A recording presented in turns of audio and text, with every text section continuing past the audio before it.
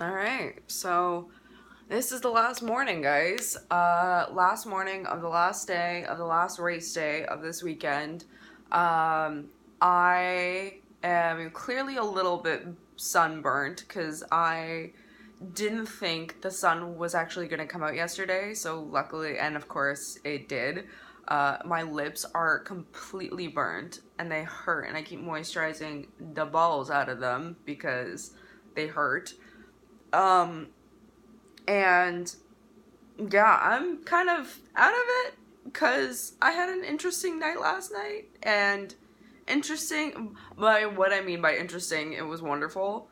Uh, so that was a thing. And then today's the last day. I feel better kind of going into today. It's been a wild ride of a weekend, and I feel better about today. I actually want to do today because it's the last day, and I feel silly by seriously not thinking I would do it, or thinking that the beast was.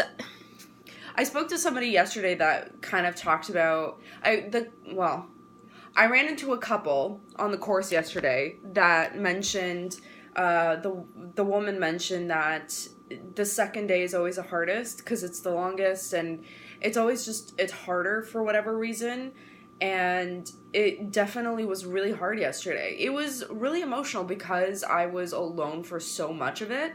So that was a thing. And then I spoke to somebody else who also mentioned, like, generally the second day is generally the toughest of the trifecta weekend because you're tired and it's long, and again, same thing. It's long, and it's hard to kind of keep the momentum going. But I just heard a lot of interesting things about how the other racers were doing, and it gave me a really positive perspective that, like, I don't know, that made me feel like maybe I wasn't failing as hard at this. But again, this morning I feel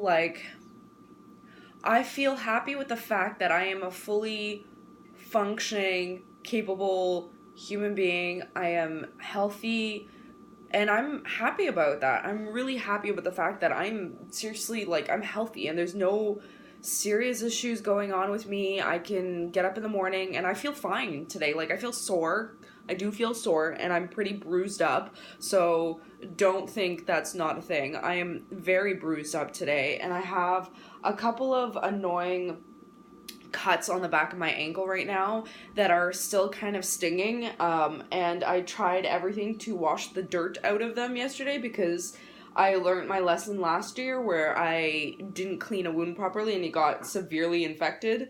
To the point where I actually had to go to the hospital. So I'm like keeping my eyes on these cuts, but I'm not even gonna bother putting a band-aid on because that's just throwing a band-aid out into the environment that doesn't need to be there because they'll never last. So it's something I'm gonna have to, like, clean out when I get back to the car after the race, and, like, clean it out, put polysporin and all that jazz on it, and hope for the best, at least for when I get home.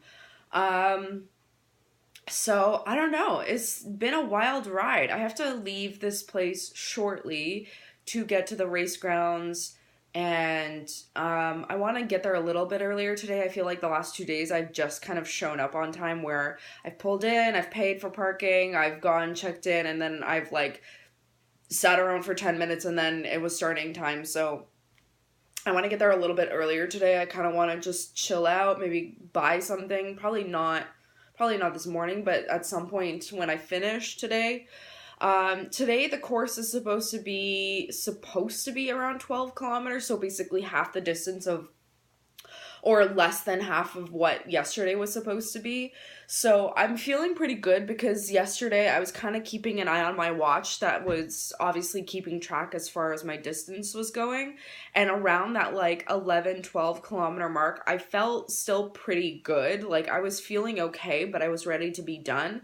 So I was just realizing, like, oh, okay, if I feel like this and I'm at that 12 kilometer mark, I am basically I will be okay for Sunday. And I don't know, I kind of don't want to leave. I just, I have, had such a wonderful night last night that I don't know. I don't want to get my hopes up because I'm terrible at doing that. But it was such a lovely evening that I spent with somebody. And I'm not going to say any more than that, but it was just like, it was refreshing. And it was nice to finally connect with somebody that had a lot in common with me.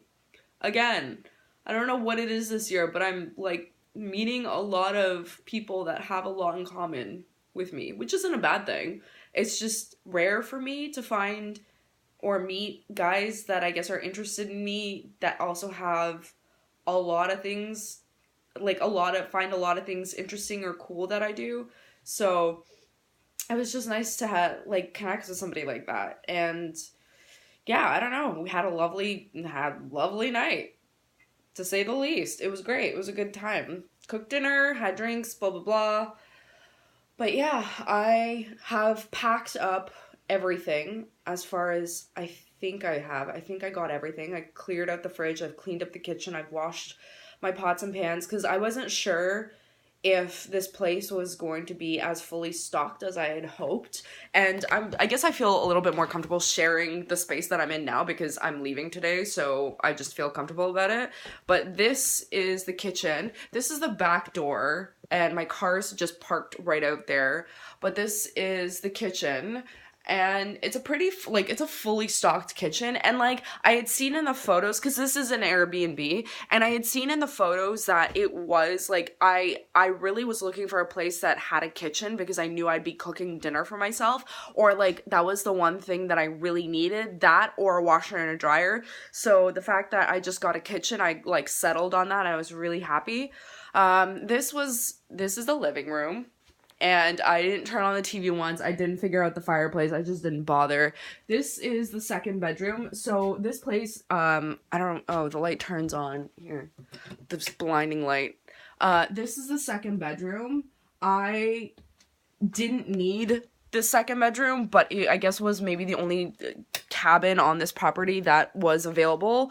And I honestly, again, at this point, like, I didn't particularly care whether or not I had to pay more for, I mean, honestly, I paid quite a bit for this, more than I wanted to, but at the end of the day, being here for the last 2 days, I am so glad that I did, because it ended up working out perfectly. Like, the race grounds are literally, like, 20 or 30 minutes away, and it's a really easy drive.